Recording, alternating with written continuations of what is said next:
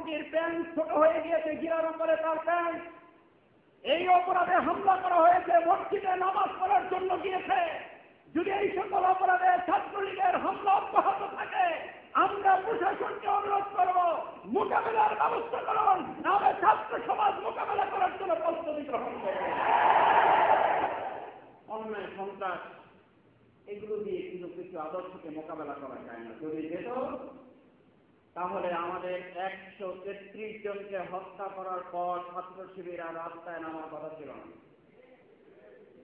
আমরা সরকার সমর্থক একটি পত্রিকায় দেখতে পাই ইসলামী ছাত্র শিবির কোণঠাসা হয়ে পড়ে, ইসলামী ছাত্র শিবিরের মনোবল ভেঙে পড়ে, জামাত ইসলামী নেতৃবৃন্দ মুখ শুকিয়ে গিয়েছে।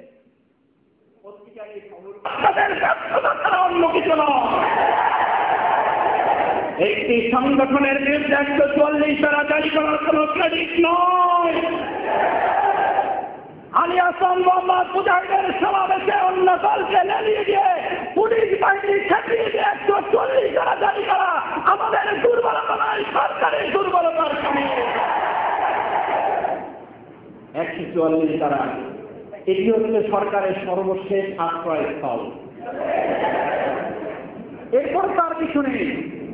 144 পরে আমরা জানি না আমাদের আইনের এখানে 145 নম্বর ধারা 144 শেষ কাজটি আপনারা ছেড়ে দিয়েছেন। এই শেষ কাজটি মোকাবেলা করার জন্য ছাত্র শিবির মাঠে নামার ঘোষণা দিয়েছে। টেন্ডারবাজির দল, চাঁদাবাজির দল, ছিনতাই করার দল, ধর্ষণের দল ছাত্রলীগ। এই সরকারের পতনের জন্য আমাদের কিছু করতে হবে না। কলেজের খবর, ভদ্রনেতার খবর, এই কলেজের ছাত্রীদের, কমলমতি ছাত্রীদেরকে দিয়ে যে ব্যবসা করানো হয়, যে ব্যবসা করা হয়, ওই কলেজের ছাত্রলীগের নেত্রীরা এই বক্তব্য দিয়েছে। আপনারা মানবতা বিরোধীদের বিচার করতে চান? ধর্ষণ করা মানবতা বিরোধী না? মানুষ খুন করা মানবতা বিরোধী না? টেন্ডারবাজি করা মানবতা বিরোধী না? 1 নম্বরে বিচার করতে হবে আওয়ামী লীগের, 2 নম্বরে যুবলীগের, 3 নম্বরে ছাত্রলীগের।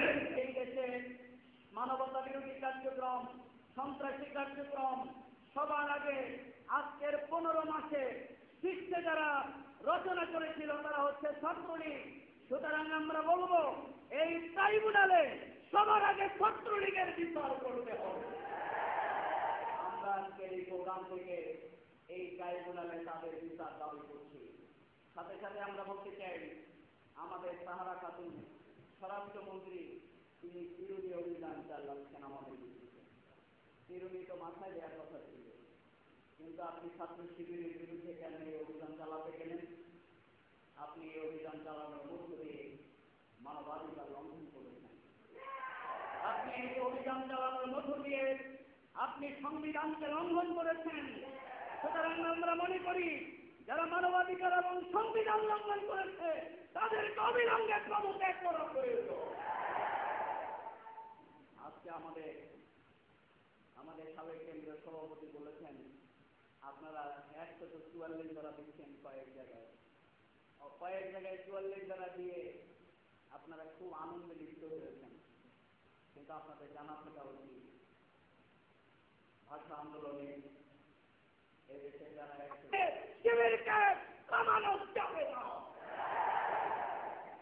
এই জন্য আমাদের ঢাকা মহানগরীর পুলিশের ভাইয়েরা এখনো দেখছেন ছাত্র শিবির এত সুশৃঙ্খল কেন?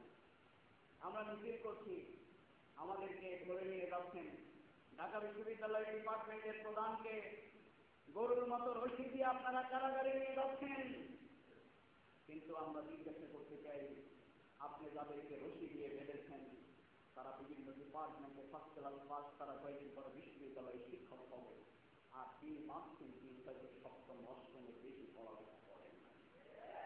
এটাই জাতির জন্য সবচেয়ে বড় কলঙ্ক। সুতরাং আমরা বলবো অবিলম্বে যদি রাষ্ট্রীয় সন্ত্রাস যদি বন্ধ করা না হয়, অবিলম্বে যদি ছাত্রলীগের সন্ত্রাসী কার্যক্রম বন্ধ করা না হয়, তাহলে ছাত্র শিবিরের সুশৃঙ্খলতাকে আপনারা দুর্বলতা মনে করবেন না। ছাত্র শিবির যদি একবার সিদ্ধান্ত গ্রহণ করে এই সুশৃঙ্খল সংগঠনকে যে তুমি কোন শক্তি নিয়ন্ত্রণ করতে পারবে। তাই আমরা এখন আজকের এই প্রেস ক্লাবে দাঁড়িয়ে এই জুলাই কর্মসূচির মধ্য দিয়ে আমরা সরকারের কাছে আমাদের